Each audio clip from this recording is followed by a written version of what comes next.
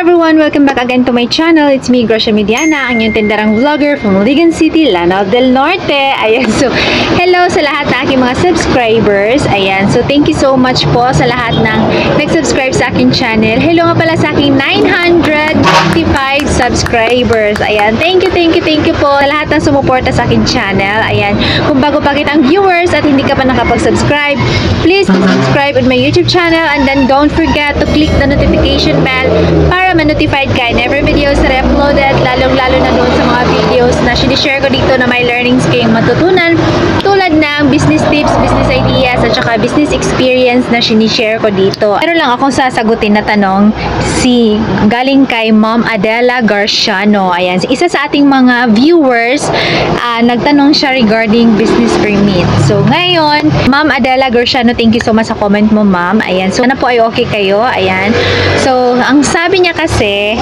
Ma'am Adela Garciano is isa rin pala siyang sari-sari store owner at saka kakabukas lang niyang kanyang tindahan noong October 8, 2024. Hindi pa po nag 1 month yung kanyang tindahan. Ayan, so ma'am, good luck sa inyong business. Ayan, so yung ganito kasing sari-sari store business, ma'am, is madali siyang i-put up na negosyo pero ang hirap-hirap i-maintain, tapos ang dami nating kakompetensya. Pero okay lang din yan, ma'am. Huwag nating sukuan, laban lang, lalo-lalo na gusto natin yung ginagawa natin. Ayan. So, ang tanong niya kasi is, isa na siyang sari-sari store owner na nagbukas nung kanyang tindahan noong October 8, 2024. Tapos, inoobserbahan pa niya yung kanyang tindahan. Pwede ba daw siya kukuha ng business permit next year? Paano pag may biglang bumisita sa kaniyang tindahan na taga LGU? Ano daw po dapat ang kanyang gawin? Ayan, so Ma'am Adela Garciano, itong i-share ko pa sa inyo is, okay, I am not an expert to this one, ha. I-share ko lang yung kung ano yung ginagawa ko, ano yung ginawa ko dati.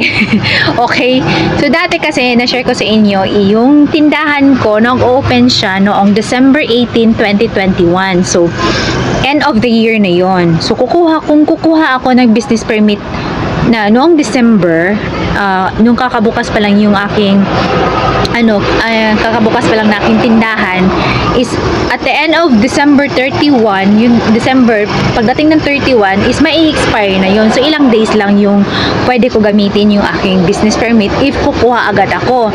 Kasi mag-renew na agad pagka December, ay pagdating ng January 2022, di ba? So ang ginawa ko, hindi muna ako kumuha. Tapos nag-seek ako ng advice doon sa bookkeeper na si Ate Flor. Ayan, bookkeeper siya ng aking sister-in-law kasi yung sister-in-law ko is may negosyo din siya na gasoline station. So tinanong ko siya, ate, pwede ba ako hindi muna ako kukuha ng business permit this year kasi yung tindahan ko is inoobserbahan ko pa. Yes, ma'am, tama po kayo na i-obserbahan niyo po muna yung inyong tindahan. Ayan, so ang ginawa ko ay, so ang sabi niya sa akin, oo, pwede ka hindi muna kukuha ng business permit.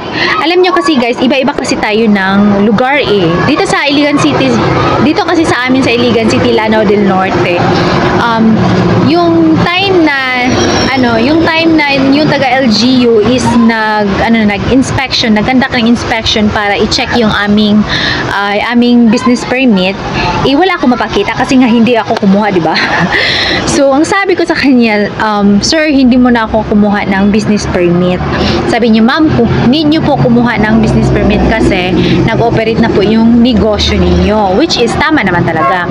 Pero sabi ko kasi sa kanya, sir, inoobserbahan ko pa kasi yung negosyo ko, if profitable po ba talaga siya, may income po ba, kasi sayang din naman kasi kukuha agad ako ng business permit pero at the end hindi naman pala siya profitable. So anong gagawin ko sa business permit na sari-sari store yung nakapangalan, di ba, useless din yun at saka sayang yung pinambayad ko doon. So hindi na siya magagamit kung isasara ko yung negosyo ko na hindi naman talaga siya kumikita. So sabi ko sa kanya, pero ma'am, kailangan nyo pa rin po kumuha ng business permit. Sabi ko naman sa kanya, yes, kukuha ako.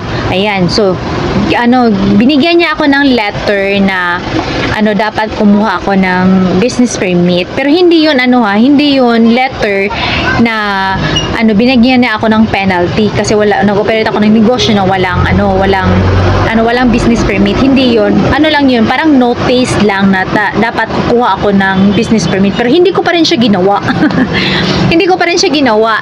Pagka 2023 na ako kumuha. Pero after a year, 2023, talagang kumuha na rin po ako kasi 1 year na din po yung tindahan ko at wala pang business permits. Iba-iba din po kasi tayo ng lugar. Dito sa amin is hindi masyadong stricto kaya umabot sa akin ng 1 year. Ewan ko lang dyan sa inyo, baka mas stricto dyan sa inyo. After 6 months, pwede na kayo kumuha ng business permit pag naobserbahan nyo na yung tindahan nyo na profitable. Ayan. So, wag nyo na paabutin ng 1 year baka kasi dyan sa lugar nyo is bibigyan na kayo ng penalty kasi nag-operate kayo ng tindahan na walang permit. At saka, i-consider din po yung location nyo. Pag nasa highway kayo, ayan, medyo risky yan kasi madali lang siyang malocate kasi nasa highway. Okay, sana kung medyo nasa likuran kayo kasi hindi masyadong makita ng mga taga-LGU officer, no? Pero itong tindahan ko kasi is nasa highway.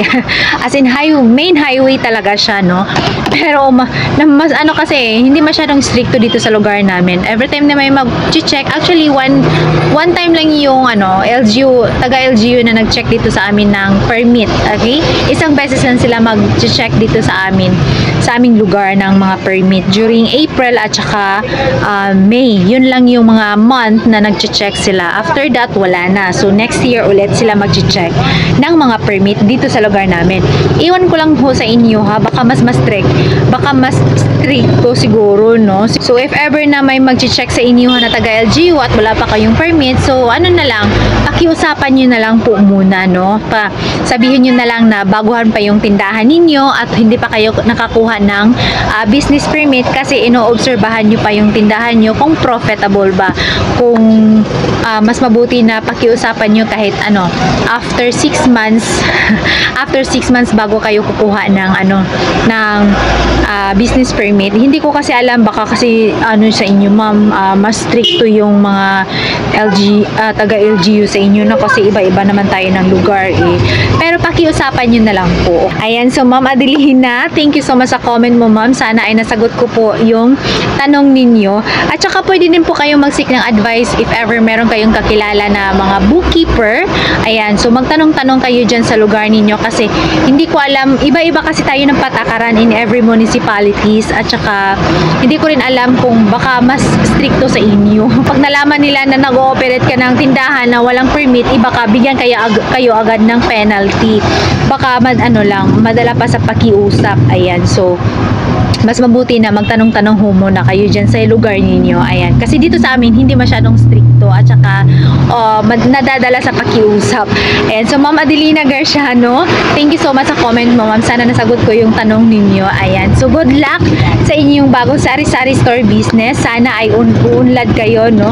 From sari-sari store to grocery store talaga, no? Ayan. That's it. Thank you so much for watching po. I'll see you in my next video. God bless. Happy selling and gracious everyone. Bye!